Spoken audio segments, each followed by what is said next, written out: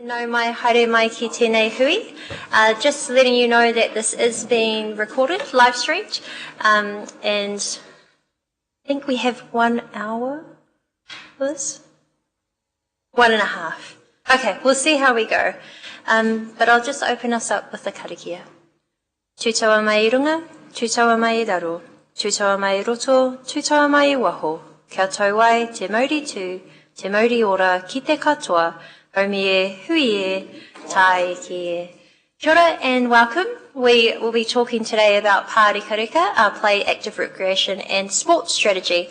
So a great opportunity for us to have a workshop on this. I know it's been of interest to our councillors. There has already been some discussions out in our community, especially with our various sports codes. So yeah, we're delighted to have Rob here to overview this report and also to introduce Tina. Kia ora, thank you very much, Madam Mayor, and kia ora koutou to councillors and other listeners. We'll take you through a dozen odd slides. There's a bit in the middle that we'll spend a bit of time focusing on, and then hopefully leave some time for questions and answers as well. Well, we definitely will have time for questions and answers, we know that. So I've got Tina Harris-Runui with me here. So Tina is our planning and development manager with our Parks and Open Spaces team. She came in after Rotorua Lakes left us and went into the partnership area. So Rotorua was involved with myself with the PARSS as well, and Tina stepped in there and picked up the implementation and investment and implementation program from that point onwards. So I'll do half a dozen slides or so, and then Tina will come in. Just another thing, Tina's actually had a very extensive background in sport and recreation. So she worked for TCC a fair way back, and has also spent a significant amount of time with Bay venues.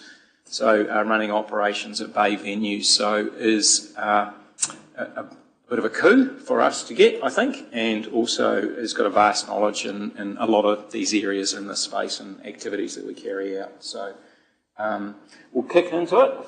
Good plan? Yep. Okay, so basically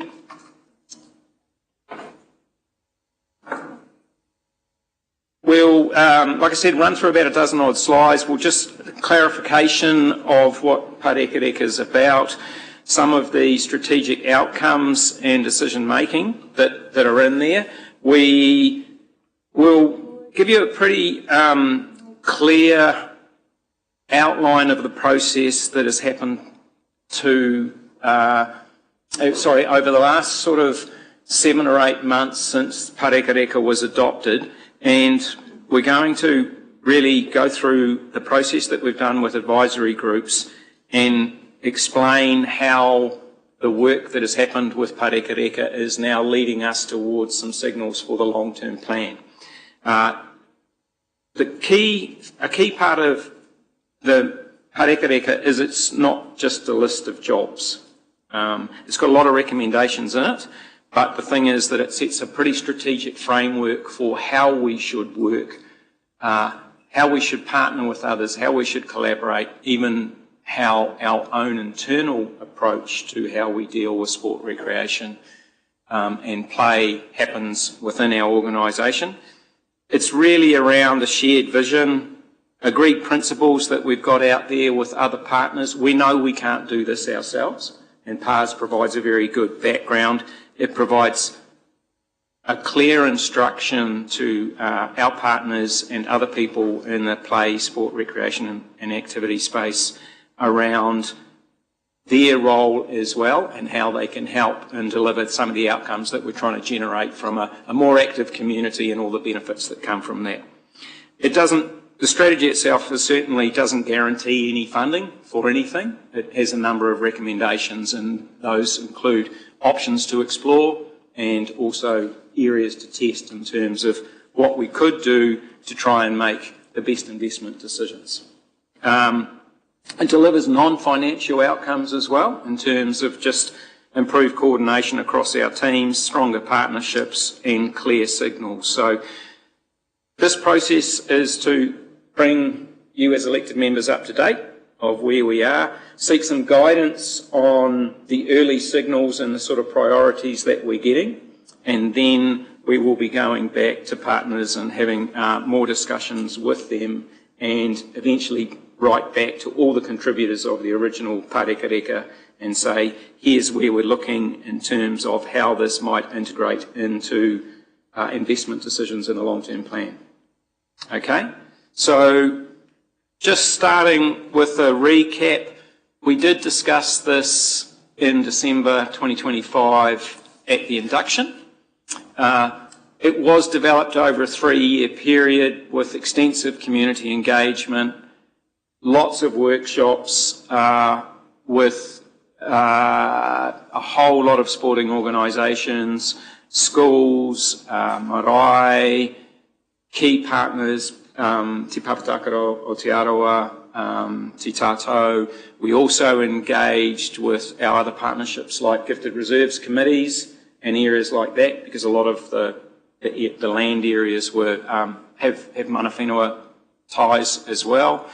There were a number of online surveys that targeted specific groups. We got about 600 survey returns from individuals and families. We got over 60 survey returns from sporting organisations, a large range of sporting organisations, right from the club level to national sporting organisations.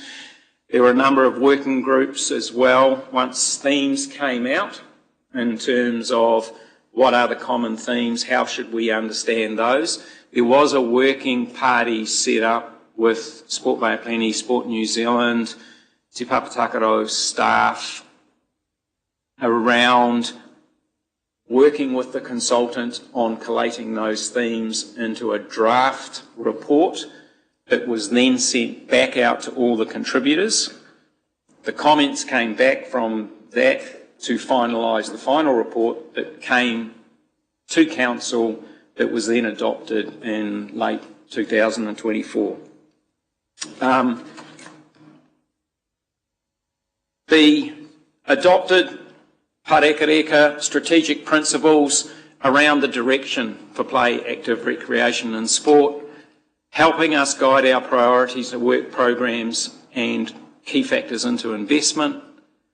It talked about our open space network plan and how we use that to understand where we should target various opportunities across the city, and we've actually been using that open space network plan quite a lot in our renewals program as well, when we consider we've got a variety of assets that need renewing. Here is their current state. If we have a stack of them all meeting the same sort of level of need, when we actually apply the open space network plan provisions over that, that gives us very good guidance about how the location of those assets is very important in our consideration as well, not just potentially their condition and the situations that what they're made up of.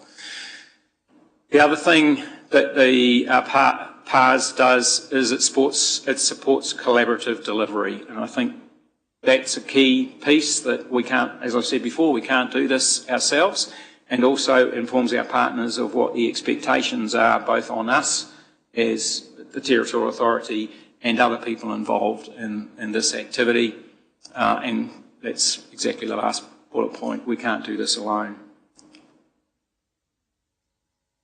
Yeah, sorry. One of the other things actually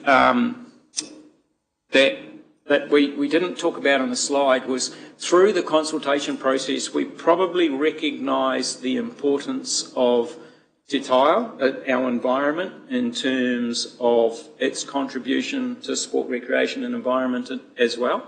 And that's something that as we go through the things that we can do and looking forward into investment, there's a significant environment piece as well that has sort of come out through this, which, sorry, I didn't point out on the previous slide I had in my talking notes. Just, I think not quite second last slide for me, value of sport, active recreation and play. Hopefully you'll remember this from the councillor induction piece of work. Rotorua is actually a pretty active place. Our population is well above the New Zealand average for how many people respond to questionnaires that they are physically active, which I suppose is enlightening. But we are an active community. Play is a critical component of that.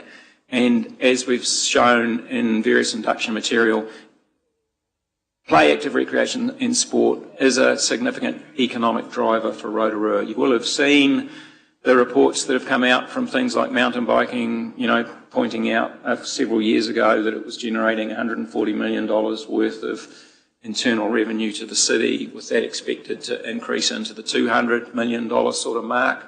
I think the tourism input to the city is around $400 million. So, when we're talking $200 million from one activity like mountain biking, and then we're comparing it to some of our other big, what I consider to be key drivers, it'll give you an understanding of how important that sport and recreation piece is. We've got about 15,000 participants in community sport, which is organised sport.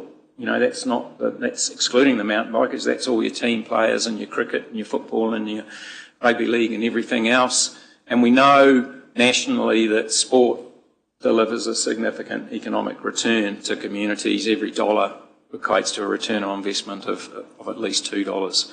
Spending time in nature is good for everybody. I'm sure most people can appreciate that. And equity and access do matter.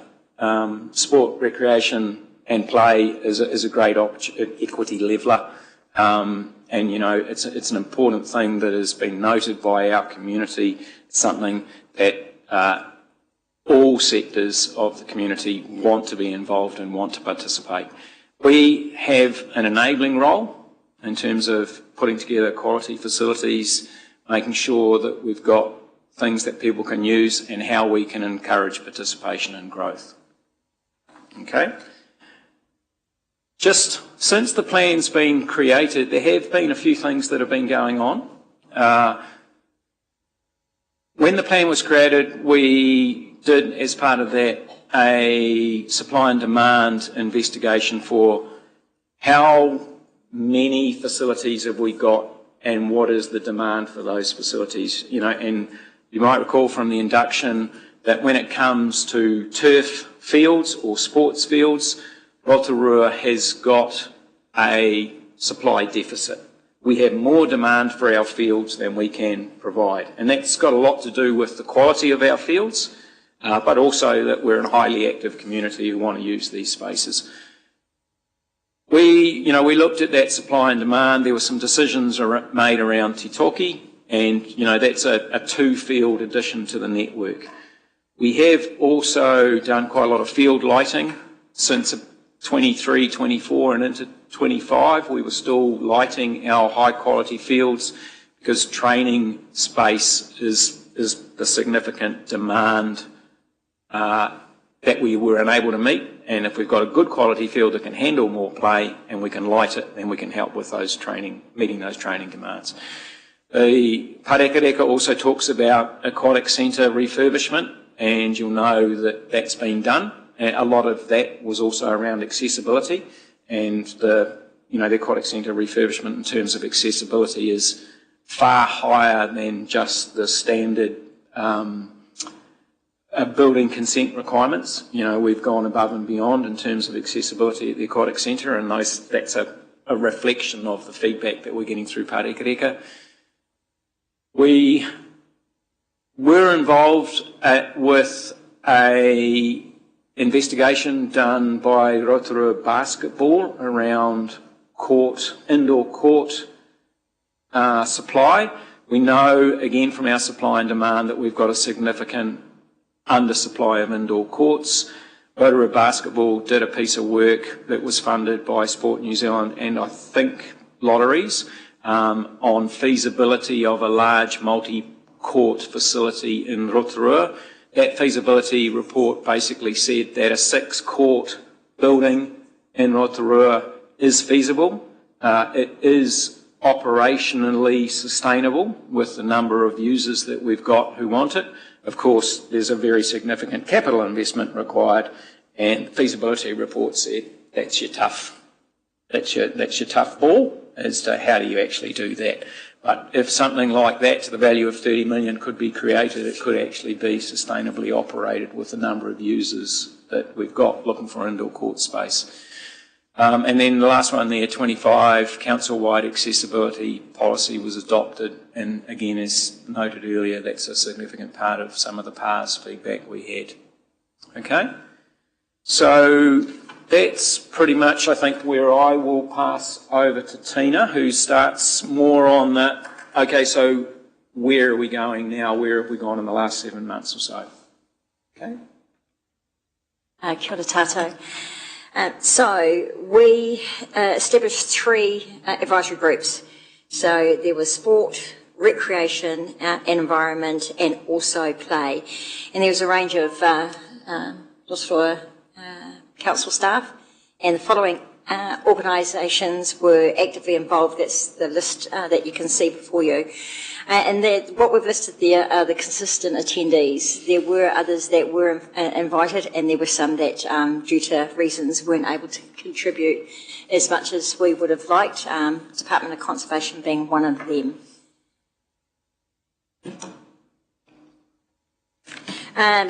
In total, the strategy recommends 84 recommendations, of which, as Rob has pointed out, some of them have already been underway. The 3 advisory groups, they each identified their own priority criteria, and that was really reflective of the outcomes and the pressures within their various streams. And then using those stream-specific criteria, each group then assessed their relevant recommendations that they were provided with in the strategy. So several of these priorities, as has been highlighted, do not rely on new capital investment and instead focus more on about strengthening existing and new partnerships, better coordinating activity across council and the sector, embedding Te Ao Māori principles and culturally grounded design, and improving inclusion through effective engagement with diverse communities and interest groups. When reviewing the various criteria, though, a common theme did emerge across all 3 streams. So that was collaboration and partnerships, strong enduring relationships that enabled shared outcomes. Accessibility was really amplified. Accessibility, reach and equity, so inclusive access that prioritised underserved communities. Impact and outcomes, so that's including the trade-offs as well. So clear benefits balanced against the social, cultural and environmental effects came into play. Community and cultural connections, so like placemaking, identity, storytelling and social connection was important. And then feasibility and long-term sustainability as well. So practical delivery and enduring value over time. So, really wanted to emphasise with the group 2, with the advisory group, that Pārekareka does not guarantee new investment, but provides that clear framework to identify where investment would have the greatest impact if funding became available. So many of the objectives can be progressed, as already been mentioned, that are low or minimal financial investment, and then once again those low investment opportunities help build early momentum and support meaningful community involvement. And even through the process there, we're getting more collaboration going on across the groups, so that will hopefully transpire into more outcomes and better outcomes for the community.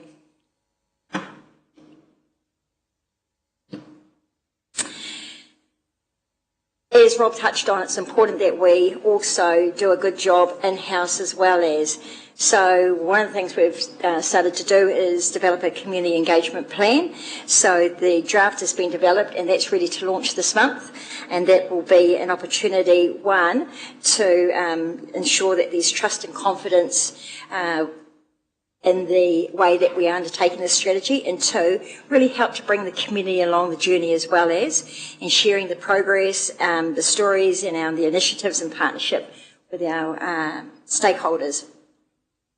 You can see there that I've listed just the various, and there's a lot there, different associations across the organisation that will have input into Pārekareka. And that's a piece of work that I need to undertake, making sure that those connections, as I'm getting introduced to the Rotorua whānau, there's a lot of different activities going on, so it's really making sure that everyone that needs to know understands Pārekareka, and then also Pārekareka understands what are some of the other contributing factors as well as. So it's really important that Pārekareka and other relevant council strategies and reserve management plans that they really deliver integrated sport, play, recreational and ecological outcomes.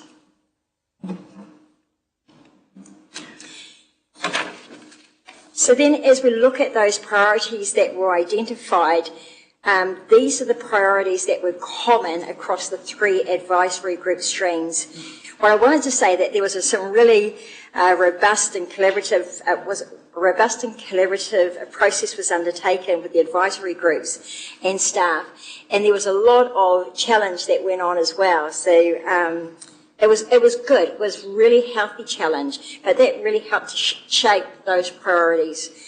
And while the broader strategy identifies many important actions, these slides intentionally filter to the priorities that may drive future funding, costing and phasing decisions. So the following are priorities that will now be costed by Acure West, tested with delivery partners and taken into the next phases as well for engagement and potential investment needs. So today's workshop provides elected members with the first opportunity to review, question and refine these before anything goes externally. As you can see up there, accessibility and inclusion, it's, I won't read it verbatim, you can see what it talks about there. And when we talk about improving access to open spaces by a growing diverse community, there's many ways that we can do that. And like an example, is it was interesting. I came through the lakes and had a look at the different spits that were there and could see that a lot of our jetties, for example, are underwater. So what do we need to do to make sure that we are innovative as well, and how can we make sure that we're providing accessibility and inclusion not only for a broader demographic but also with the challenges that we have in our ecological system as well.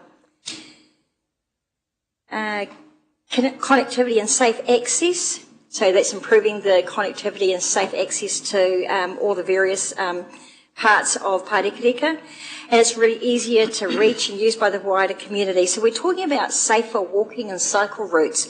We're talking about improved links to Rotorua's lakes and natural areas. We do a good job in some areas, and there's some areas that with a little bit of enhancement we can do a much better job. Social infrastructure. Interesting that often we will build for a specific audience.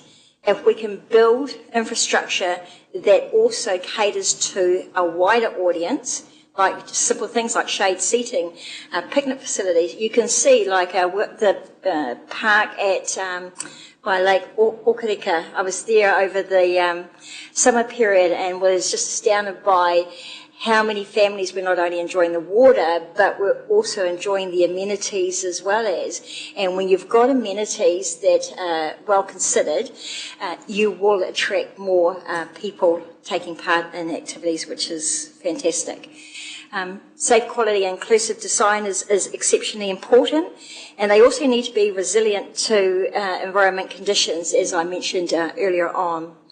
And then also looking at planning and funding partnerships. So we had Megan from Rotorua Trust was on one of the advisory panels as well, and it's how do we come together and look at how we can support the delivery of the strategy. Now there's a funding forum already, and who else do we need to factor into that besides the usual players?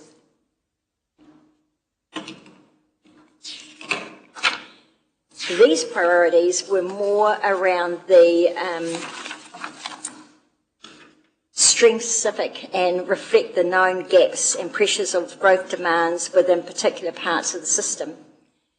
So affordability and equity, we're talking about making sure that user fees and charges support equity across facilities and activity types. So it may look like differential prices, for example, which are popular in other areas of the country, and then ensure that we are not, finance is not a barrier to participation.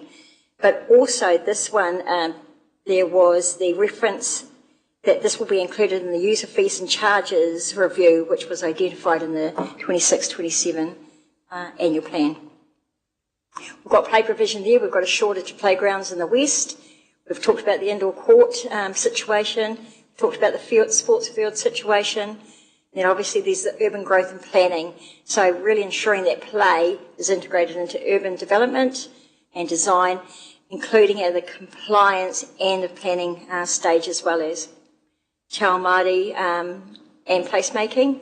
So really embedding those principles, and we're getting also a better sense about how we can do this in a manner that is authentic and relevant to our area.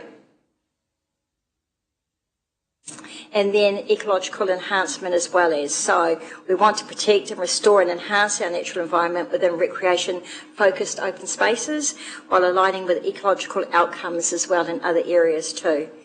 So this is really about enabling nature-based recreation and connecting to Rotorua's landscape and biodiversity.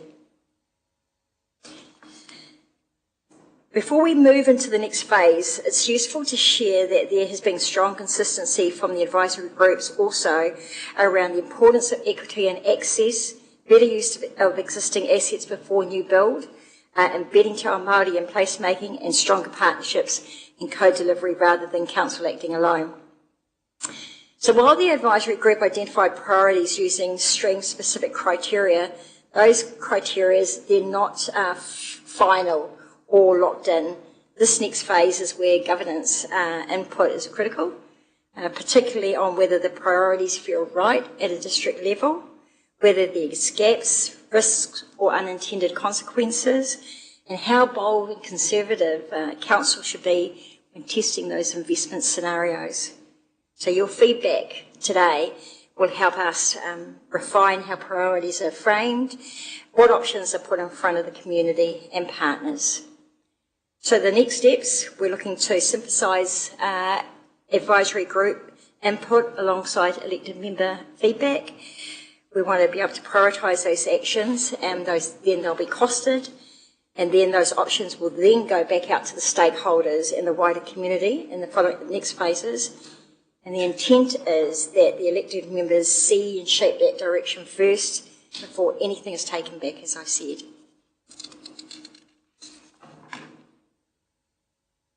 I think I missed a really important bit in one of the slides there, actually, and that was I talked about the importance of that connection internally, and also Rotorua NZ is important in this Pārekareka too. We're yet to engage with Rotorua NZ, and that's something that we must do, and also it's really helpful to have Councillor Sanford on board as well to challenge the process as well, and to also have input as needed as we go through the next journey.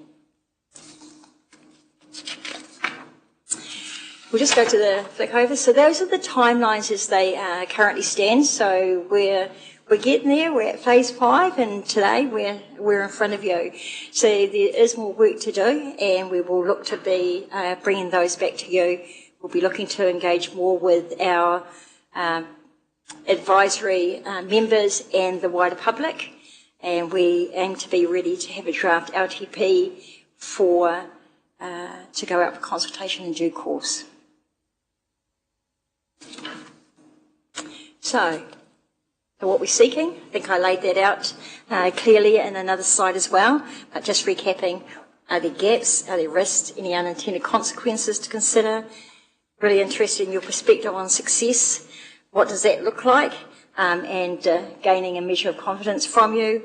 and just some direction to guide refinement ahead of the next phase.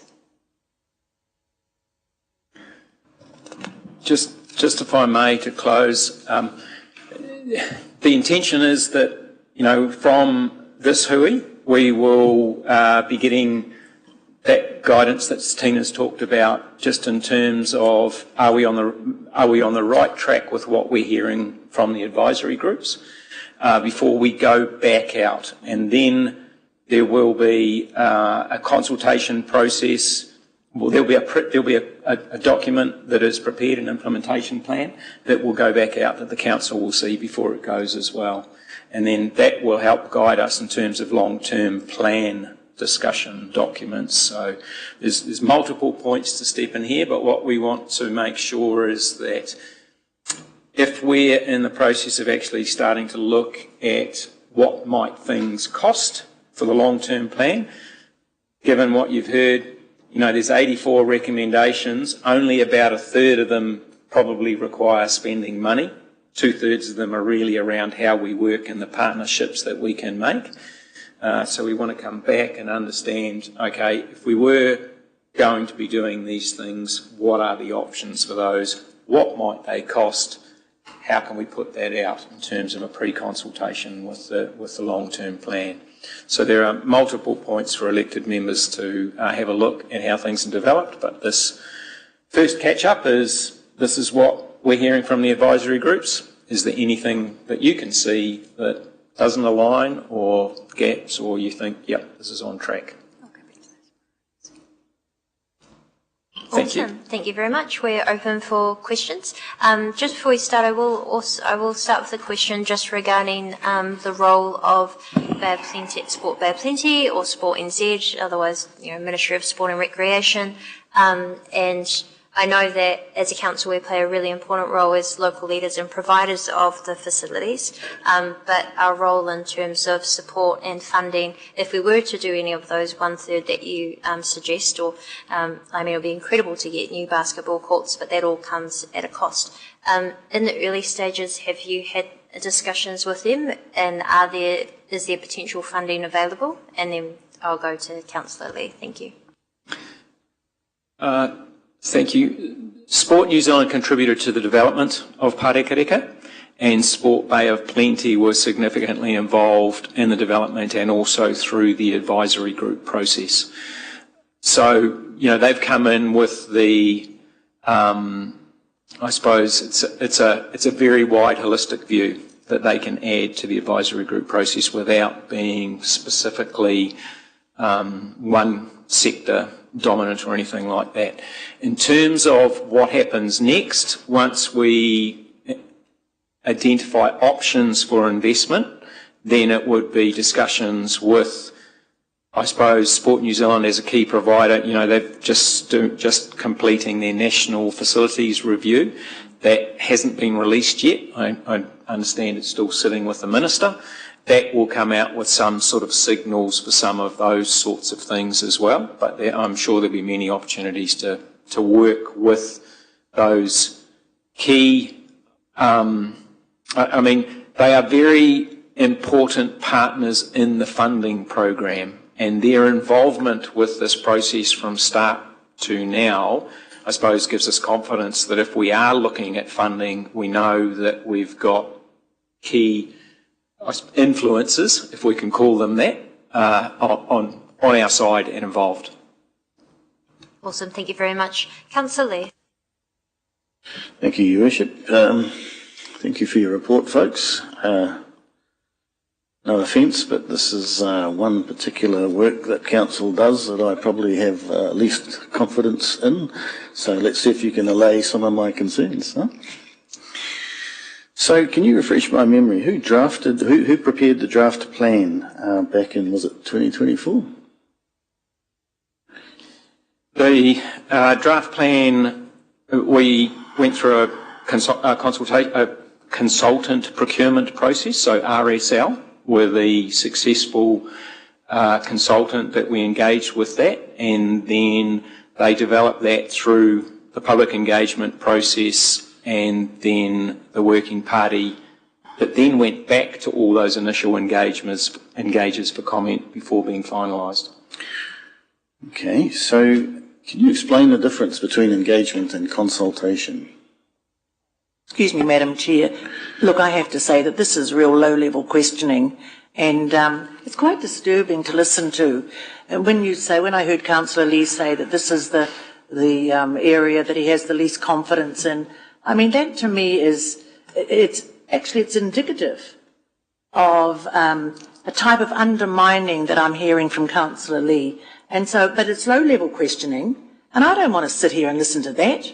You know, we want to be, we want to be positive for our community. They're listening to us. There's significant issues, and let's try to make a difference for our community. And if it's concerned that Councillor Lee has, is this a point of order or what's going on if it's concerns that Councillor Lee has for the well-being of our community, then rest assured he does not have the monopoly on that. Absolutely not. So I'm just wanting to signal to my fellow councillors that I'm hoha with Councillor Lee. You know, it's low-level questioning, and my expectation as a councillor of many years is that you would get a grip and actually do what is required of us. Okay, Councillor, thank you. Thank you very much, Councillor. What's your point of order? Breach of standing orders. We are in a workshop, Councillor Lee. Right, so could we just get on with it instead of having mindless interruptions? Well, actually, Councillor Lee, there was very obvious concern at some of your comments, so I would request that you consider respectful ways to engage. I would suggest that Councillor Merepeka Rokawa Tate shows some respect for the people who voted for me. Councillor Lee, please I have a stay speaking right relevant. and I'd like to use it. Please stay relevant. Do you have any questions regarding the PARSS strategy? Yes, and I would have asked a half a dozen of them by now without this interruption. Yeah, well, is that what they're trying to do? Just interrupt and waste time? I do apologise, staff, for the disruptions, but we will get back to business. I do ask councillors that you keep your questions focused, succinct, and also reminder that this is our opportunity to be able to have input into are there any gaps or are there any additions or any other opportunities that we wish our staff to explore in this very important document for our community. Councillor Lee, I'll give you a few more minutes to wrap up your questions. I apologise for the interruptions by the other councillors. Now, my question was, what's the difference between engagement and consultation? Oh, Councillor Lee, that was certainly irrelevant. I think you should know that by now, being an elected councillor. So we'll move on to another councillor. Councillor Patterson. Good God. Disgraceful. Thank you, Worship. Thank you for your report. Just a couple of questions going back to, I think, one we had previously. We were talking about Titoki Place and the injection of the 2 new fields, taking the capacity of the Westbrook precinct up to 7 or 9, is it? Full size. That's yeah, I don't know the total. I think you're probably about right. Yeah, it might be 6 or 8. I think. I'm not sure. And if I recall, at that time when we discussed it, it was noted that it may be one of the largest tournament offerings in the country once those 2 fields are completed. That's correct. Yes. So, in your view, would that improve our ability to bid for larger sporting events and add to the 50,000 so visitors that we already get now?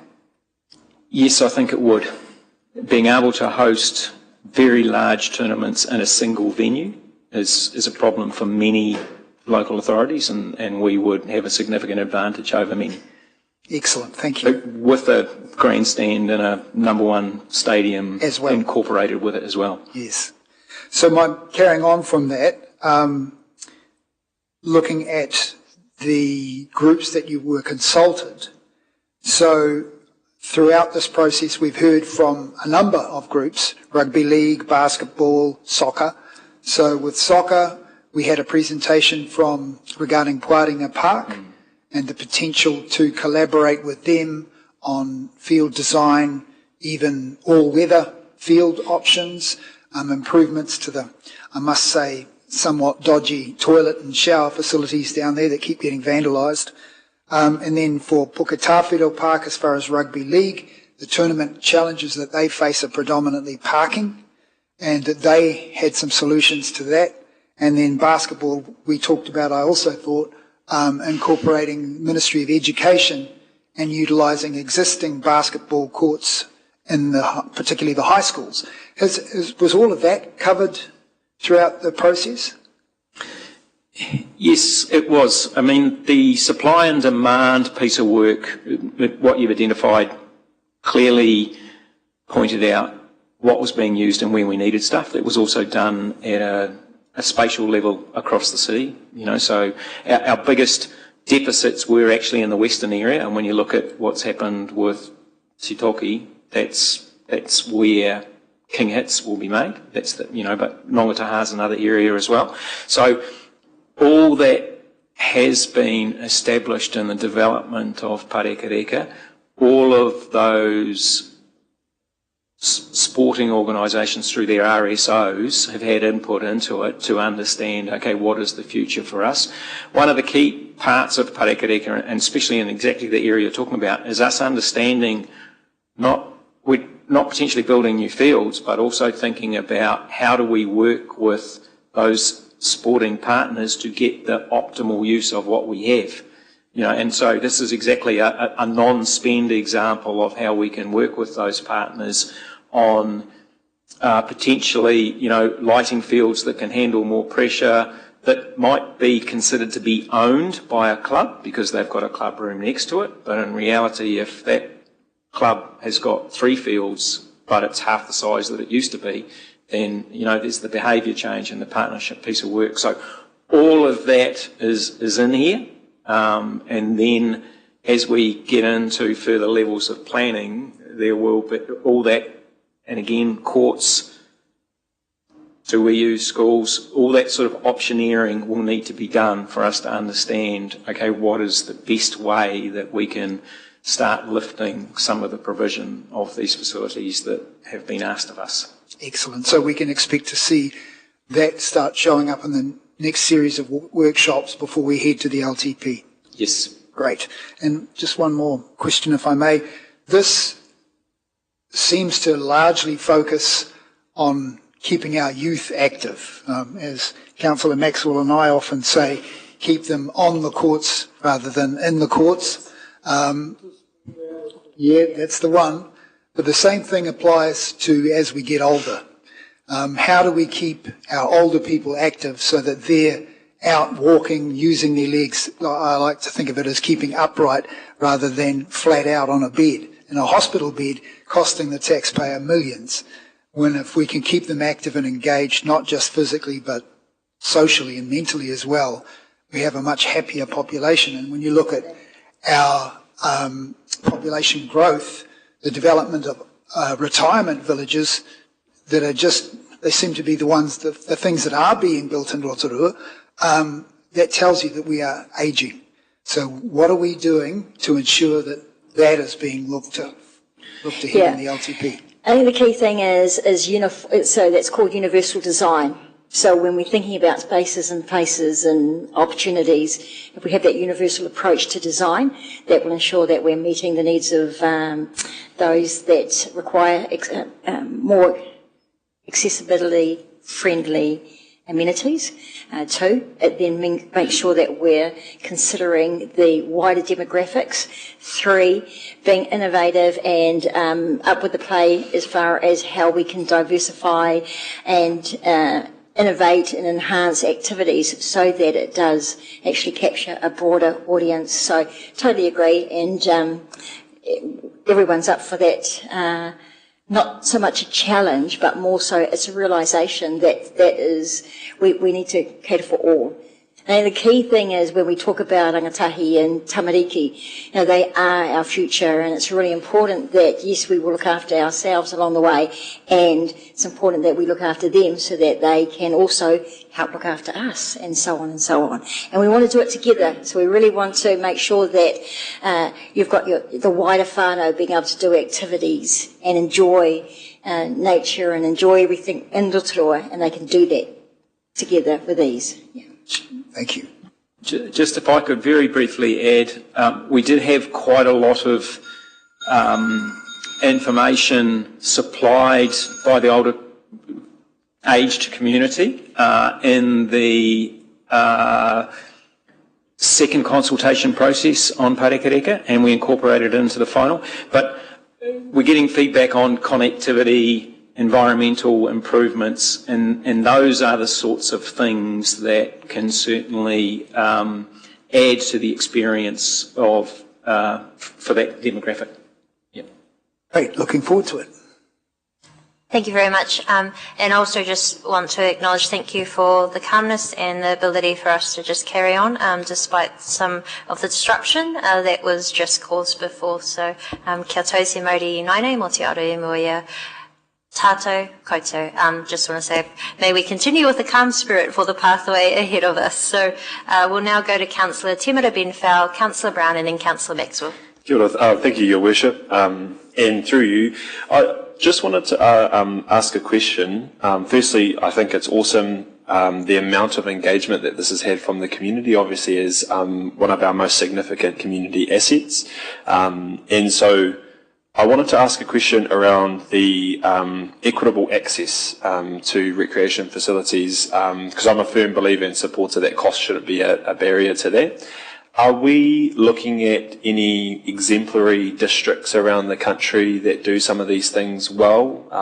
Because I imagine a lot of the priorities and challenges we have is not necessarily a question of reinventing the wheel, but maybe looking at districts across the country that do parts of those really well, and with particular reference to some of that equitable pricing and things for different communities, neighbourhoods, whether that's rural, urban, all those sorts of things. That's my question.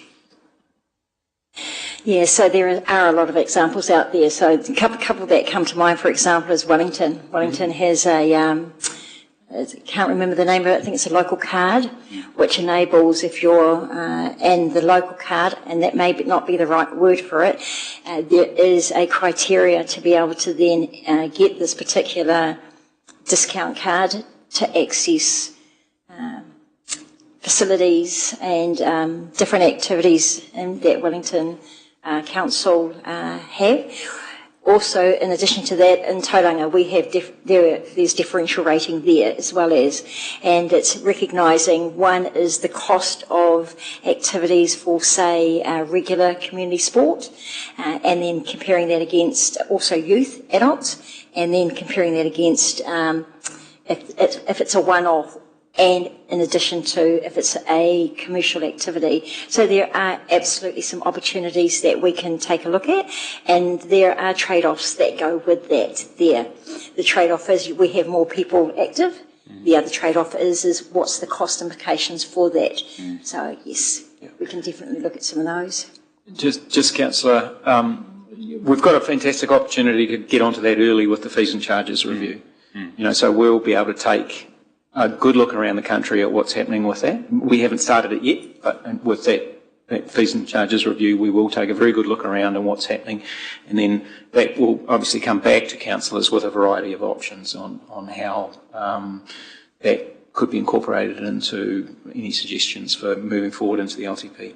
Great, awesome. Thank you very much. Thank you. The other part to that, my apologies, is also we've got some fantastic facilities here in Rotorua, but however not all our community can access them.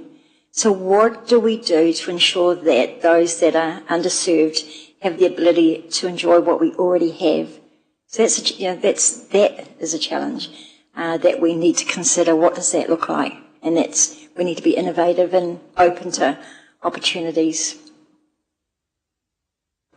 And it's that was certainly something that we needed to look at in terms of our support with when we did have a child equity program as well, and understanding that areas such as Four Block and Sunset, within that area there weren't as many playgrounds as probably should have met our council standards, and they are one of our lowest socioeconomic areas, so there was a partnership to get a playground at the local school there at the time. So hope that in the same line of that questioning we can continue to look at initiatives like that. So we'll go Councillor Brown and then Maxwell. Thank you, Your Worship. A couple of quick ones. The skate park was in the last LTP. Will we be looking to review that decision and what might that look like? Is that part of this? That's a good question, Councillor. The PARSS doesn't get down to the detail level of a skate park. It probably recognised that the skate park was already in the LTP and so was committed to, in a sense. You know, there's certainly a lot of feedback around making sure that there's a diverse range of opportunities for ages and everything like that. It's not skate park specific, but I would think that as we get into developing the LTP, that we'll need to have that discussion again. Yep, good. A couple more. The stadium, are we reviewing the stadium as part of this? How we use it? Yes, the stadium, it's identified by Council late last year, last year, there was a variety of options put forward for the stadium. We have been waiting a little bit for the Sport New Zealand facilities review. That's sort of sitting held up with the Minister, so we're probably just going to go ahead anyway. But that will give us a variety of options, which I think will coincide with the PARSS implementation and investment plan that we're developing for the LTP. So we should have both of those pieces of work coming together at about the same time, so hopefully they can inform each other. Okay, good. And one more, if I may. This is relevant to funding. Are we giving any consideration to consolidation of perhaps some of our underutilised reserves that may have value to be potentially sold or scary, and then using that money to develop other parts of our network?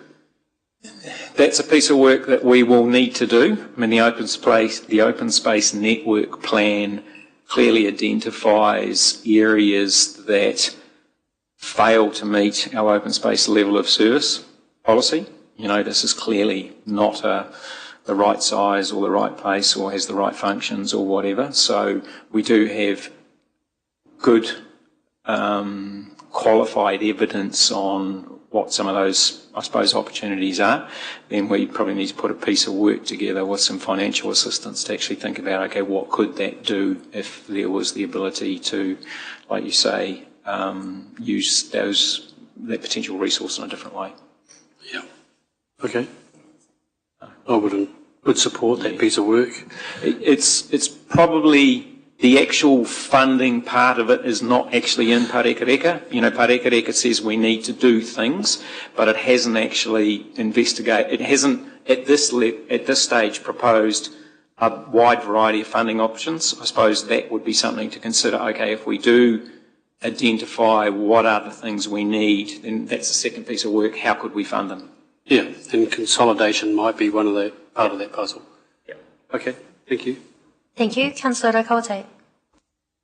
Yes, thank you, Madam Chair. I was just sitting here and thinking how much work has gone into this so far, and I'm just so pleased. And to me, this is the start of, I suppose you could say, a whole of life, from young children right through to the parents and to older people as well. It's a whole of life plan for the whānau that live here in Rotorua. And I really feel, even though, of course, there's some way to go before it's completed and you're still getting seeking feedback, I think it's a good idea, and I'd just like your view on this. If either a synopsis or a summary doesn't go to our two members of Parliament, Todd McClay and to Rawiri Waititi from Te Pāti Māori, they're concerned for the well-being of whānau in Rotorua. And, this shows that we're doing something, and it's very positive. And, I actually even think it should go, even at this early stage, to the Ministry of Health, because they have a vested interest in ensuring that, further down the track, there is no significant outlay because our whānau here in Rotorua are not well. But this is really important, it's significant, and I have every confidence that we're on the right track. But I was just thinking that perhaps that might be something that could be done because it's positive. It's positive, and we're asking our members of Parliament to actually see what we're doing, and if they've got anything to come back to and share it with us. So it's just my thoughts, and you might think, well, not at this stage, but I'd be interested if you think at some stage it would be worth doing. Thank you. Namahi, thank you. The Pārekareka is actually a strategy that is being adopted or undertaken across a number of territorial authorities across the Motu. And in relation to that, there is a regional play active recreation and sports strategy going on right at the moment as well as. So it's really building momentum. It's that knowledge that if you invest in play, active recreation and sport, then you're going to get all the benefits that Councillor Lee spoke of and that we've been iterating and we all know anecdotally. So I totally what you've said. It is something that is common across all territorial authorities. Just on that, the Rotorua Pārekareka, or Play Active Recreation and Sports Strategy, was, I think, only the second district one that was done. There is a regional one for Northland that was done, and then Wairoa, actually, was the first district to look at a local Play Active Recreation and Sports Strategy, which was why Sport New Zealand was so keen to be involved when we said we want to do it, because it was the first, I suppose, and no offence to Wairoa, decent city-sized attempt at looking at what are the opportunities within a district. So, now that we're getting into that regional level, I think there are opportunities to bring other players into it. A lot of this is around partnerships and, exactly working with Ministry of Health and those sorts of people to make sure that we can collaborate and get the best well-being outcomes out of it are definitely worthwhile. Thank you. Councillor Maxwell and then Wang. Thank you, Madam Mayor. Thanks, Rob and the whānau from your department. I think you're doing a tremendous job and keep it up, and a good report. You said earlier that we've got wonderful facilities here. I think we've got more than that. We've even got venues. We're unique here in central of the North Island in many ways. Looking at feedback from today, question I've got is the advisory group. How big is that? How many people involved? Have we brought many on board? We had upwards of 24 sitting around the table in some of the advisory groups. As tends to happen, we start off with a big whānau, and then after a while we'll get some drop off and then some coming back into it. So in all, we were having, I'd have to just double check the numbers of how many in totality there were. What I can tell you is, though, across those three advisory groups, really fantastic representation in all three of them, and also in total there were 13 workshops at an advisory group level that have been undertaken. Good, and also just one area I think that we could help look. We have major events that are held here, and I think of basketball, huge, and also the rugby league tournaments, age groups and everything that are here. But every now and again, somebody says something in the newspaper and says, council's not supportive of us, and yet we are, I believe we are.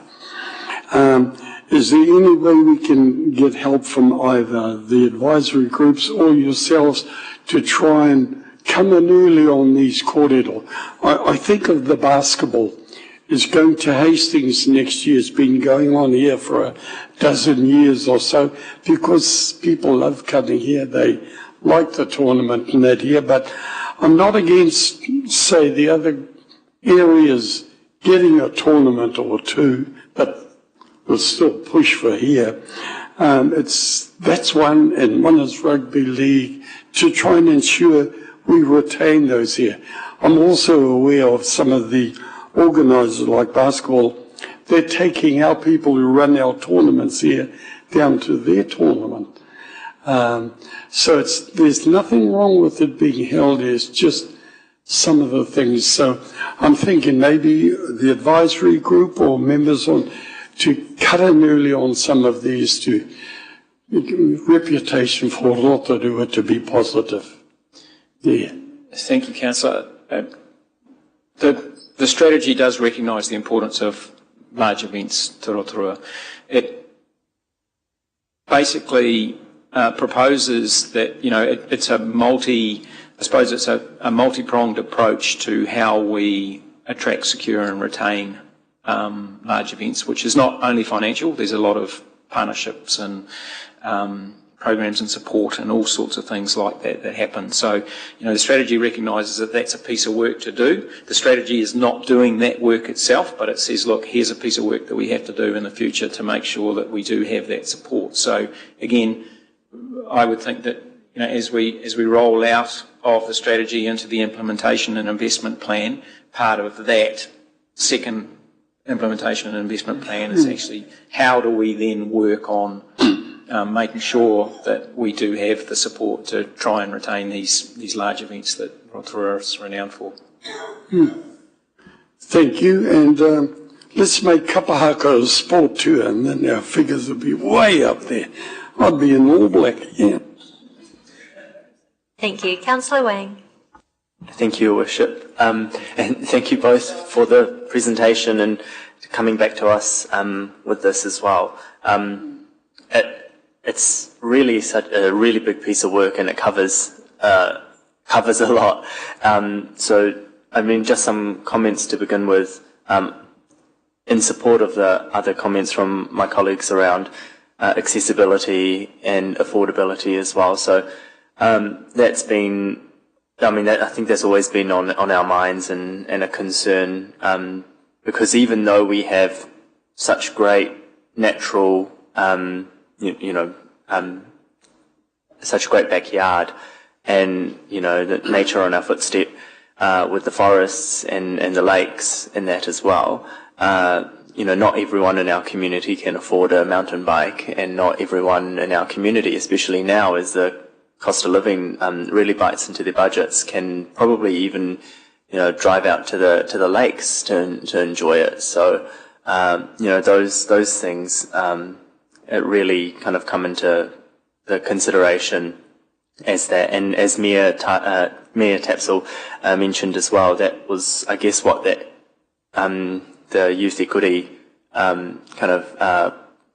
program was attempting to, I guess, address, right? So to plug those holes, and so yes, for me as well, that is something to really be considering as we're discussing this. I guess just around earlier in the presentation, the figures around the ROI, that every dollar, I think nationally, every dollar that you put in, you get about was it two point something? Yeah, $2.12. $2.12 back roughly. So that's really good to see the economic and social return on investment on that. But I also wonder, because there's a national figure, I really have a feeling that our local one is probably going to be a bit better than that. It's a good figure, but I have a feeling for us, especially with the high participation, high local participation, and how much our economy benefits from it as well, that I'm aware, of constraints around, time and staffing as well, but something that we could look into to really boost and give this topic even more of even more leverage, because of the significance of this to our community. The other thing I would say, probably ask is, so just with the facilities and I guess looking ahead with the open space needs, the look towards those community, I guess, multi-use, sports facilities and things like that. So obviously we have the land constraints and things like that, but there's the facilities review to be tied, I guess to be tied into that. But also, I wonder, since we're also doing the asset review as well, the council asset review, whether or not that is also tied into this, because there could very well potentially be some current facilities or council assets that aren't really being utilised to its potential, or land or something. I'm thinking maybe even the nursery land or something like that, that isn't being used to its potential, that could in the short term help address some of those urgent kind of needs while we plan further ahead. Sorry, that was a very just the first part around the local return on investment versus national return on investment, that certainly could be a piece of work that we do. And I probably agree with you that given the active level of Rotorua and things like we already know about mountain biking and stuff like that, where we probably are presenting a higher return on our sport, recreation, and play investment back to the city. But that is something we haven't got that programmed, but it's something that probably could be done without too much difficulty. And like I say, there's already quite a lot of feeding work for that. On the second part around, council asset. Thank you.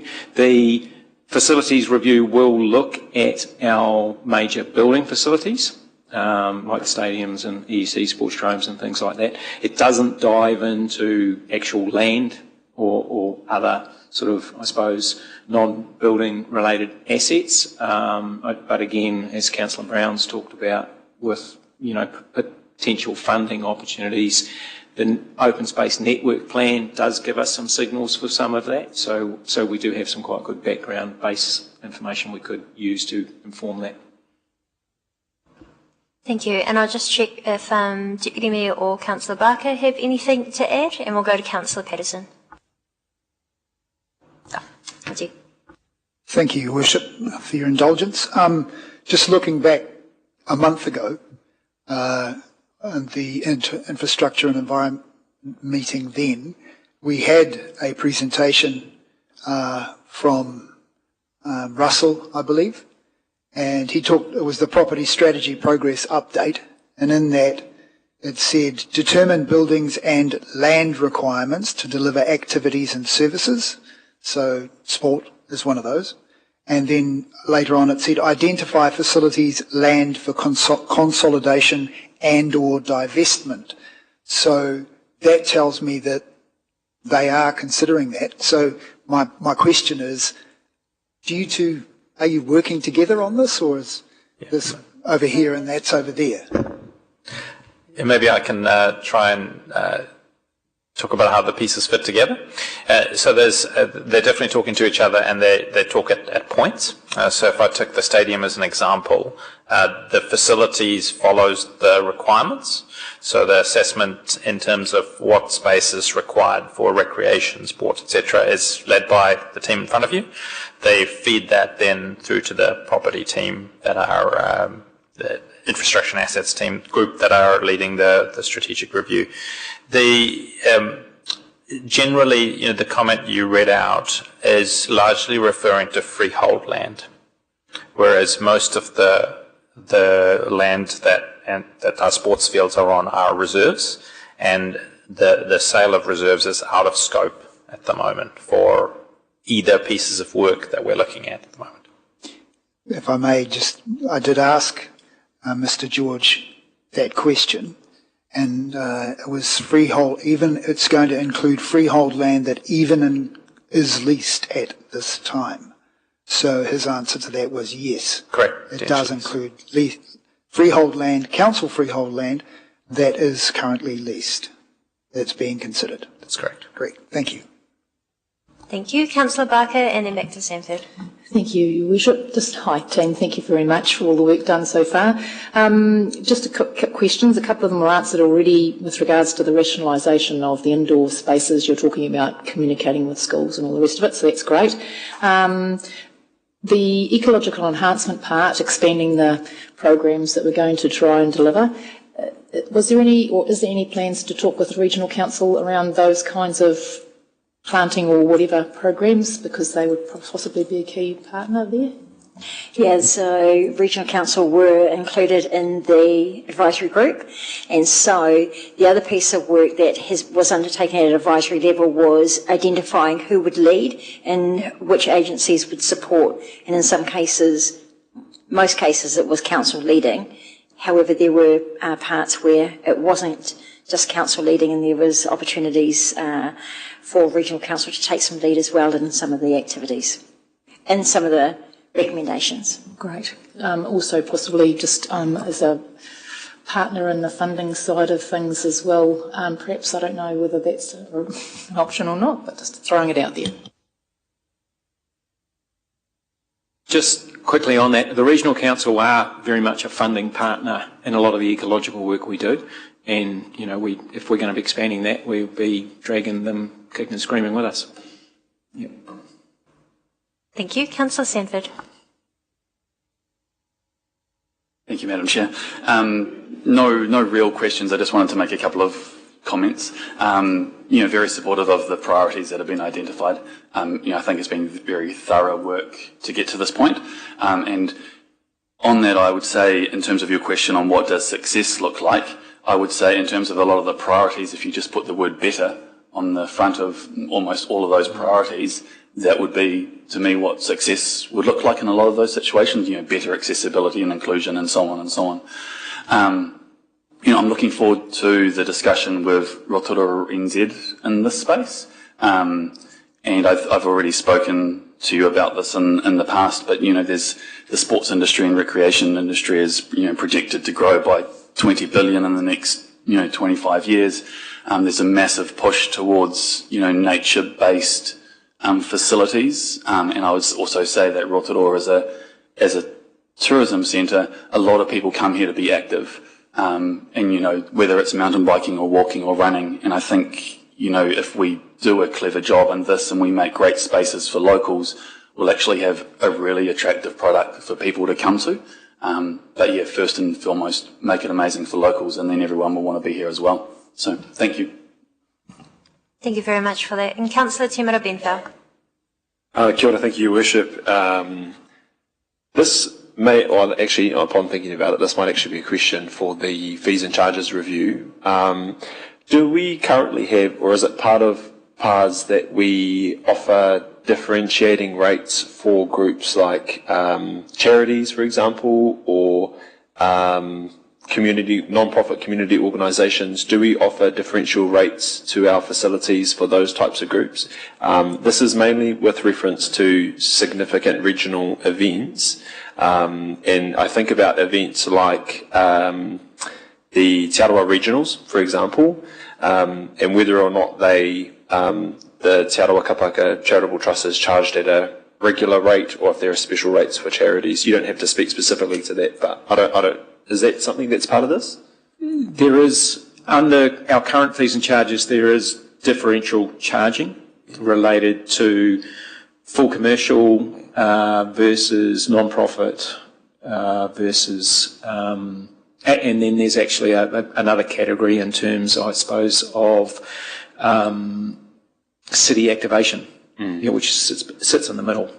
So, again, in the fees and charges review, that would all come before you to say, okay, here's some potential definitions for what might fit in different categories, and here's some possible charging options for those categories. I mean, they were established under our reserve management plans many years ago, and we need to break them out of the reserve management plan process because it's not dynamic enough, and then actually work with council on what is suitable to move forward. Okay, awesome. Thank you. Thank you, and I'll just finish with a couple of questions, but feel free to take them on board and think about it as feedback as well, because I still just find myself thinking, how do we balance fixing what we have with new facilities that we may need? And so when we have facilities existing such as the International Stadium, but we also know that our community would be desperate for basketball courts, it would be a fantastic new investment. How do we balance that in terms of understanding that we have limited resource and potentially additional financial pressure coming up as well? Because it has great benefit, it also has very real cost. And I have to say it, the commercial opportunities potentially with the hydroslide. So, but again, that's that, how do you balance bringing in something new under financially challenging times? And I am aware of other councils, their hydroslides subsidise a significant portion of their operating costs a year, as well as, if you commercialise it, had a private investment, public-private partnership, and then it is actually quite profitable. So that, or at minimum, our facility having affordable spa pools, especially for the elderly as well, to be able to access for their own health and well-being. So, you feel free to answer if you wish now, but I would just like you to also consider that, how do we fix, how do we make things better? I do love that word better to also do it for all. But we look forward to the work that you will undertake. But do you have any initial comments or thoughts? It's a very interesting question, the whole balance, fixing what we have versus building new. That's, in terms of coming back towards the LTP, that will be the options that we start presenting to you. So we need to go and do a piece of work with QS and things like that to understand just not only the investment requirements around some of those, but also what are the partnership opportunities, because, exactly, if we can get our act together with schools and things like that, we might not need a whole lot of basketball courts. So, again, that's all part of that, what we will bring forward to you, for you to then inform us how we should go ahead with that balance.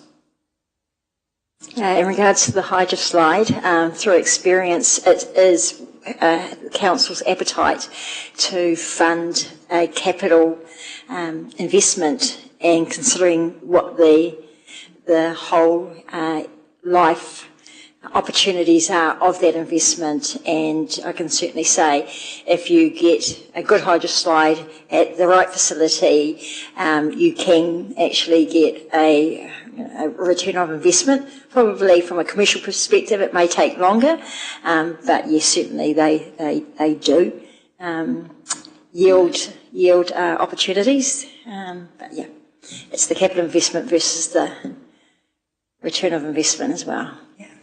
Best answer of the day. Thank you. No, thank you very much. Look, everyone, we will wrap up there. Tina or Rob, do you have any final comments before we do? Probably just thanks for the opportunity to come in front of you at this point in time. The signal is that the general priorities that have been identified, we're on the right track. So we will carry on with the advisory groups in terms of developing that further, and then we'll be back to see you before we start talking about what might go or not, what might be in or out of any long-term plan sort of discussions. So there'll be plenty of opportunities to have feedback on that. Appreciate your time. Thank you very much. Thank you, and great to have you in front of us, Tina, and we look forward to your skills being used very advantageously here in Rotorua as well. We'll just hand over to the Chief Executive, and then we'll get Deputy Mayor to close us with a karakia. Just very briefly, just wanted to acknowledge Alex there as well, the rest of your team, Tama and others, but you guys fronted up in a really frosty environment. So thanks very much. I think you've warmed many hearts here with your presentation. Can I just say to councillors, this is one of the many different moving parts. We've already talked about how it interlinks with one of them, but all of these parts are moving, and I'm trying to keep them moving in time so that they feed tidily into the LTP for you, because what I don't want to do is end up in a position where we haven't socialised some of these things and you're hearing about them for the first time through the LTP. I want the LTP to be something that comes to you with the major programs largely well socialised, and then those interrelationships we have at times to work out. This thing touches on property strategy, it touches on levels of service and fees and charges review, so I just want to keep them all ticking over. So thank you for your time, and thank you for giving the team direction that they can go forward with. Thanks.